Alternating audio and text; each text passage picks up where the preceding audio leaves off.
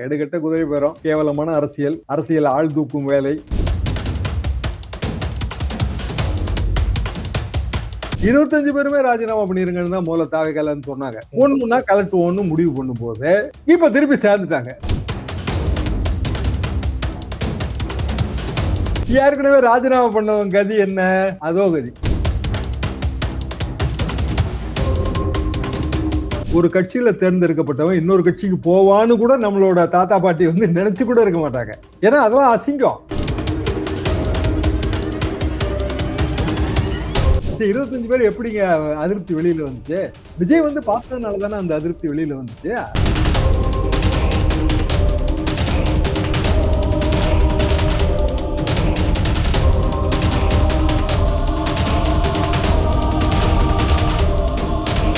வணக்கம் நேர்களே, நான் உங்கள் கார்த்திக். நம்முடைய சிறப்பு நேர்காணலில் மூத்த பத்திரிகையாளர் தராசு ஷாம் இணைந்திருக்கிறார். அவரிடம் விரிவாக பேசலாம். வணக்கம் சார்.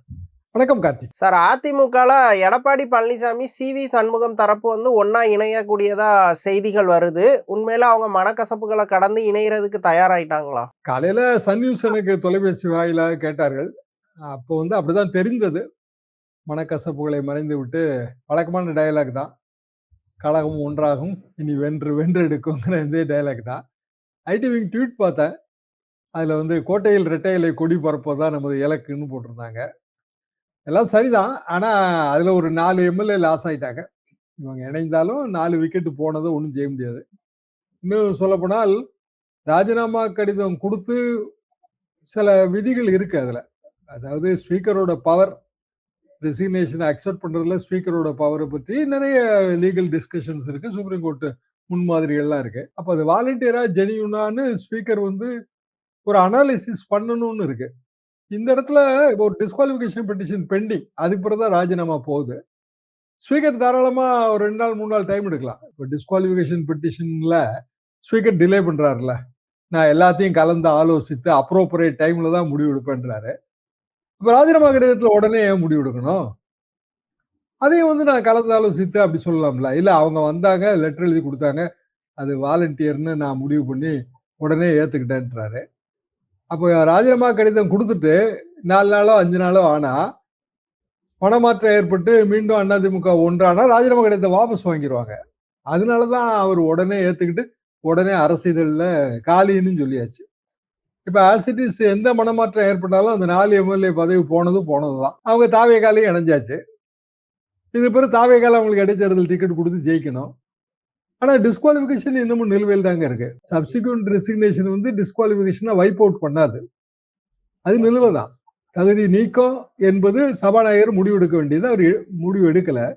தகுதி இழப்பு என்பது ஏற்கனவே ஏற்பட்டு விட்டது. அப்போ அவங்க வந்து தேர்தலில் போட்டி போடும்போது அதை எதிர்த்து மனு போடலாம், ரிட்டர்னிங் ஆஃபீஸர்கிட்ட கம்ப்ளைண்ட் கொடுக்கலாம், இல்லை அதுக்கு முந்தையே வந்து கோர்ட்டுக்கு போகலாம். இன்னும் சொல்ல போனால் இந்த வேக்கண்ட் அப்படிங்கிற ஜிஓவை எதிர்த்து கோர்ட்டுக்கு போகலாம். இதே குறைபாடுகளை எல்லாம் சுட்டி காட்டி அந்த ஜிஓ ரத்து செய்யணும், வாக்காளரே போகலாம், அந்த தொகுதியில் இருக்க வாக்காளரே போகலாம். கோர்ட்ல உடனே தீர்ப்பு வராது. ஆனா கோர்ட்ல நிலுவையில் இருக்கும் மேட்டரு. நிலுவையில் இருந்துச்சுன்னா தேர்தல் ஆணையம் வந்து அறிவிக்காது. அவங்களால கண்டெஸ்ட் பண்ண முடியாத சூழல் வரும்ல. தேர்தலே நடக்காத சூழலே வந்துருமே. முடியாத சூழல் வரும். திருப்பரங்குன்றம் தேர்தல் இப்படி 2018 காலகட்டத்தில் 1 வருஷம் டிலே ஆச்சுங்க. டிடிவி சாரோட வந்து 18 எம்எல்ஏ போகும்போது 2017 அது தேர்தல் 2019 வந்துச்சு. அப்பவுமே அந்த 18 எம்எல்ஏயும் சுப்ரீம் கோர்ட்டுக்கு போற அந்த ரைட்டை வந்து அவங்க வெய்வ் பண்ணாங்க. இன்னும் சொல்லப்போனால் நல்ல ஞாபகம் இருக்கு எனக்கு, தங்க தமிழ் செல்வன் அப்போ வந்து டிடிவி அணி, இப்போ வந்து திமுக எம்பி. தங்க என்ன சொன்னாரு அப்படின்னா, நாங்க சட்ட போராட்டம் நடத்திக்கிட்டே இருக்கிறோம், எங்களுக்கு வந்து அதுவே அலுப்பாயிருச்சு, எங்க தொகுதிகளுக்கு எப்பதான் தேர்தல் நடத்துறது, அதனால நாங்க சுப்ரீம் கோர்ட்டுக்கு போறது இல்லைங்கிற முடிவு எடுத்தோம் அப்படிதான் சொன்னாரு. சுப்ரீம் கோர்ட்டுக்கு போகல. 18 நாளும் 22 தொகுதிக்கு இடைத்தேர்தல் வந்தது. 13 தொகுதியோ 14 தொகுதியோ திமுக ஜெயிச்சது. இதான் கிட்டத்தட்ட ஒரு 7 வருஷத்துக்கு முன்னாடி நடந்த வரலாறு இதுதான். இதெல்லாம் வந்து இன்றைய தேதிக்கு அதிமுகவின் இந்த ராஜினாமா செய்த எம்எல்ஏக்களுக்கும் பயத்தை கொடுத்துருக்கோம். அவங்க வந்து விஜய் அலை உடனே இடைத்தேர்தல் வச்சிருவாங்க, நாளைக்கே நம்ம எம்எல்ஏ ஆயிரலாங்கிற ஒரு நினைப்புல தான் போயிருக்காங்க. அவசரப்பட்டாங்களா சார்? அப்படிதான் அதாவதுங்க பிராக்டிக்கலா சட்ட நிலவரம் என்னன்னா, அவங்க எப்போ வந்து பேரண்ட் பார்ட்டியோட கட்டளையை எதிர்த்து ஓட்டு போட்டாங்களோ, நம்பிக்கை தீர்மானத்துல விஜய் அரசுக்கு ஆதரவாக ஓட்டு போட்டார்களோ, அப்போ அவங்களுக்கு டிஸ்குவாலிஃபிகேஷன் வந்துருச்சு. என்ன காரணம்னா, அது ஆராய வேண்டிய பிரச்சனை கூட இல்ல. சபாநாயகர் கண் முன்னாடி நடந்த விஷயம். ஓகே. சபாநாயகரே குரல் வாக்கெடுப்பு மூலமாக அதை நிறைவேற்றியிருக்கலாம். நல்லா யோசிச்சு பாருங்க. திமுக வெளிநடப்பு பண்ணிருச்சு. பாமக, பிஜேபி ஓட்டெடுப்புல கலந்து கொள்ள போவதில்லைன்னு சொல்லிட்டாங்க. மிச்சம் இருக்கிற எம்எல்ஏக்கள் தான்.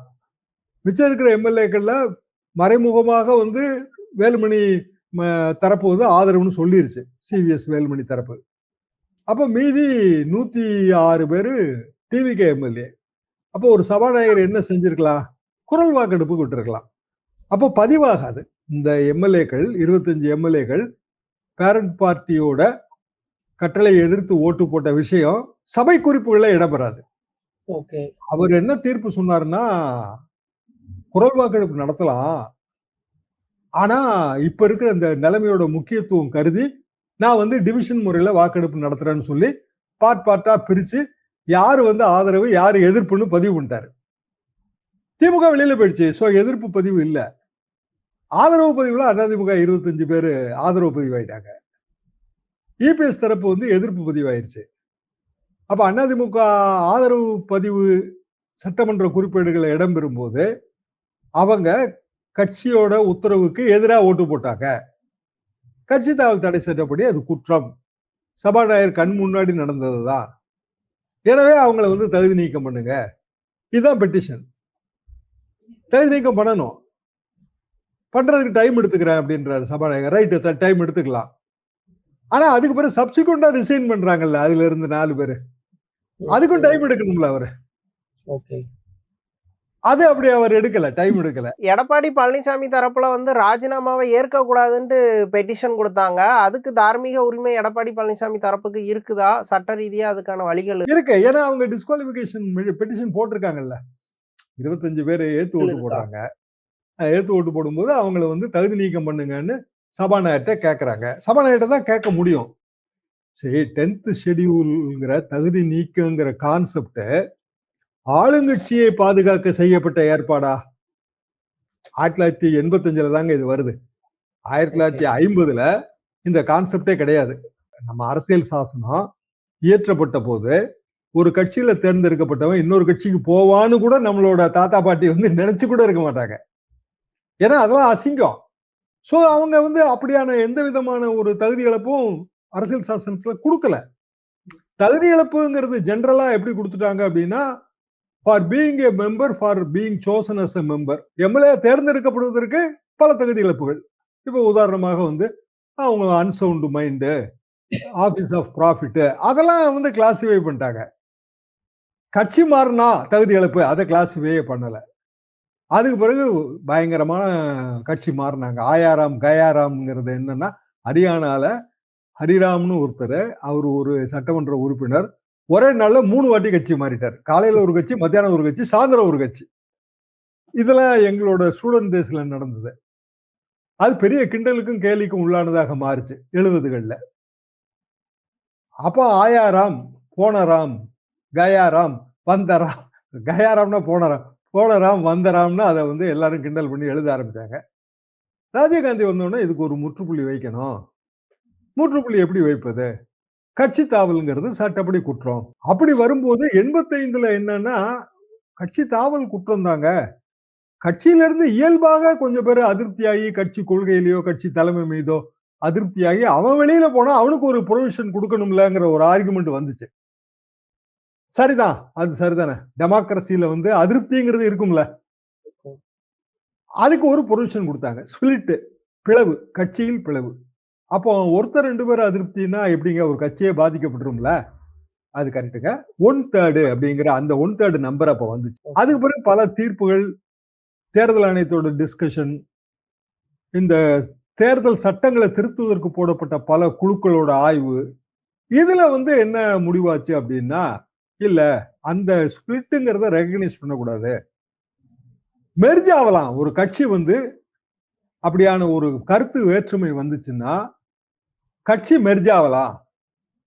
அதுக்கு 2/3 அப்படிங்கிற அந்த மெர்ஜர் மட்டும்தான் இப்ப இருக்கு. Split not recognised. இப்பவும் சுப்ரீம் கோர்ட்ல என்ன சொல்லுதுன்னா, மெர்ஜர்ங்கிறது வேறங்க. கட்சியே இன்னொரு கட்சியோட சேர்ந்தா தான் மெர்ஜரு. 2/3ங்கிறத அத சொல்லி வரல. இது இன்னமும் சட்டத்துல விவாதத்துல தான் இருக்கு. ஓகே. ஒரு கட்சியில 30 பேர் இருக்கான். 20 பேர் வந்து மெர்ஜ் ஆகுதுன்னு முடிவு பண்ணா மெர்ஜ் ஆகலாமா? ஆகக்கூடாது. 30 பேரும் ஆகணும் அப்படின்னு ஒரு வியாக்கியானம் இருக்கு அதுக்கு. விளக்கம் இல்ல. இன்னமும் விளக்கம் இல்ல. இப்படியான பெரிய பெரிய குழப்பங்கள் உள்ள ஒரு விஷயம் இது. இப்போதைக்கு சட்ட நிலைமை என்ன அப்படின்னா, பேரண்ட் பார்ட்டியோட முடிவு அதான் முடிவு. காரணம் லெஜிஸ்லேட்டிவ் பார்ட்டிங்கிறது பேரண்ட் பார்ட்டில இருந்து தான் தோன்றுது. பேரண்ட் பார்ட்டி மதர்னா லெஜிஸ்லேட்டிவ் பார்ட்டி அதோட கிளைதான். அப்ப பேரண்ட் பார்ட்டி எடுக்கிற முடிவுக்கு சட்டமன்ற கட்சி கட்டுப்பட்டது. அப்ப பேரண்ட் பார்ட்டி முடிவை எதிர்த்து இவங்க ஓட்டு போடுறாங்க. அவங்களுக்கு தகுதி இழப்பு வந்துருச்சு. தகுதி நீக்கம் செய்ய வேண்டியது சபாநாயகரோட வேலை. தகுதி இழப்ப மன்னிக்கலாம். பேரண்ட் பார்ட்டியே மன்னிக்கலாம். ஐயா தப்புண்டாயா மன்னிக்கிறோம்ல நம்ம. ஏதோ வேலுமணி இவங்க எல்லாம் தப்புண்டாங்க. மீண்டும் மனம் திருந்திய மைந்தர்களா வராங்க. அவங்கள சேர்த்துக்கிறோம். ஒன்னா மண்ணா இருப்போம். இப்படின்னு சொல்றது 15 நாளைக்குள்ள சொல்லணும். இன்னையோட முடிஞ்சு போச்சு. கால அவகாசம் முடிஞ்சு போச்சு. அப்போ சபாநாயகர் முன்னாடி இருக்கிற தகுதி இழப்பு கோரிக்கை மனுவை வித்ட்ரா பண்ணிக்கலாம். அதே மாதிரி ரெசிக்னேஷனையும் வித்ட்ரா பண்ணிக்கலாம். வித்ட்ரா பண்ணாலும் இப்ப பிரயோஜனம் இல்லை. ஏன்னா அது வேக்கண்ட்னு சொல்லியாச்சு. அப்போ சபாநாயகருக்கும் அரசுக்கும் உள்நோக்கம் இருக்குன்னு அதுல தெரியுது. சரி 25 பேர் எப்படிங்க அதிருப்தி வெளியில வந்துச்சு? விஜய் வந்து பார்த்ததுனால தானே அந்த அதிருப்தி வெளியில வந்துச்சு. அவங்களுக்குள்ள பேசியிருப்பாங்க. நான் அதை இல்லைன்னு சொல்லல. ஆனா விஜய் வந்து நேரடியாக வந்து 25 பேரையும் பார்த்தாரு. அவருக்கு இவங்க பொக்கே கொடுத்தாங்க. இவர் அவங்களுக்கு சால்வையை போட்டாரு. வேலுமணி, சி.வி. சண்முகம்லாம் பெரிய அளவுக்கு சிரிச்சுக்கிட்டு போஸ் கொடுத்தாங்க. விஜயபாஸ்கர்லாம். அப்போ அந்த குரூப்ல இருந்த மத்த எம்எல்ஏக்களுக்கும் ரைட்டு நமக்கு ஏதாவது பதவி கிடைக்கியா, வாரிய தலைவர் கிடைக்கும், ஒன்றிய தலைவர் கிடைக்கும்னு ஏதோ ஒரு மனக்கணக்கு மனக்கோட்டை கட்டினாங்க. அது இல்ல. அப்போ 9 மந்திரி தான் இருந்தாங்க. பேலன்ஸ் மந்திரி போடணும். அது இல்லைன்னு ஆன உடனே இயல்பாக இவங்களுக்கு நமக்கு எதுவுமே கிடைக்காது. அப்ப தாவேகாவுக்கு போறதுதான் உரிய வழி அப்படின்னு நினைக்கும் போது ராஜினாமா பண்ணிருங்க. 25 பேருமே ராஜினாமா பண்ணிருங்கன்னு தான் முதல்ல தாவேகாலன்னு சொன்னாங்க. ஒண்ணுன்னா கலட்டுவோன்னு முடிவு பண்ணும் போது இப்ப திருப்பி சேர்ந்துட்டாங்க. அப்ப ஏற்கனவே ராஜினாமா பண்ணவங்க கதி என்ன? அதோ கதி. 4 விக்கெட் அவுட் ஆனதுதான். இனி மிச்ச சொச்சு விக்கெட்டை வச்சுதான் அரசியல் பண்ணணும். எடப்பாடி இதை தவிர்த்திருக்கலாங்க. எடப்பாடி மிக எளிதாக இதை தவிர்த்திருக்கலாம். அவங்கள அழைச்சு பேசியிருக்கலாம். இப்ப சிவிஎஸ்க்கும் வேலுமணிக்கும் பழைய பதவி எப்படி கொடுக்க முடியும் எடப்பாடியால? புதுசா ஆளை போட்டாச்சு. அவன் செலவு பண்ணிட்டான். அவன் கட்சிக்கு கஷ்டமான நேரத்துல கூட இருந்தவன். சோ அந்த சண்டை அப்படியே இருக்கும். இணைந்தாலும் அதிமுகல பழைய ஒற்றுமை வருமா? இதான் என்னோட கேள்வி. இப்ப சட்டப்படி இவ்வளவு விஷயங்கள் சொன்னீங்க. ஆனா இப்போ தார்மீகப்படி வந்து விஜய் தன்னை ஒரு தூய சக்தி அப்படின்னு சொல்லி அரசியலுக்கு வந்தாரு. ஆனா இப்போ இப்படி எம்எல்ஏக்களை இழுக்கிறது குதிரை பேரத்துலதான் வருமா? இல்ல இதை ஒரு அரசியல் ராஜதந்திரம் அப்படின்னு தான் பாக்கணுமா? ராஜதந்திரம் சொல்றதெல்லாம் நீங்க ஒரு கௌரவமா சொல்லிக்கிறது தாங்க. குதிரை பேரம் தான். கேடுகட்ட குதிரை பேரம். கேவலமான அரசியல் ஆள் தூக்கும் வேலை. இப்படி நீங்க பல விதமா அதை வர்ணிக்கலாம். எனக்கு என்ன புரியலன்னா இதுக்கு என்ன நெசசிட்டின்னு தான் எனக்கு புரியல.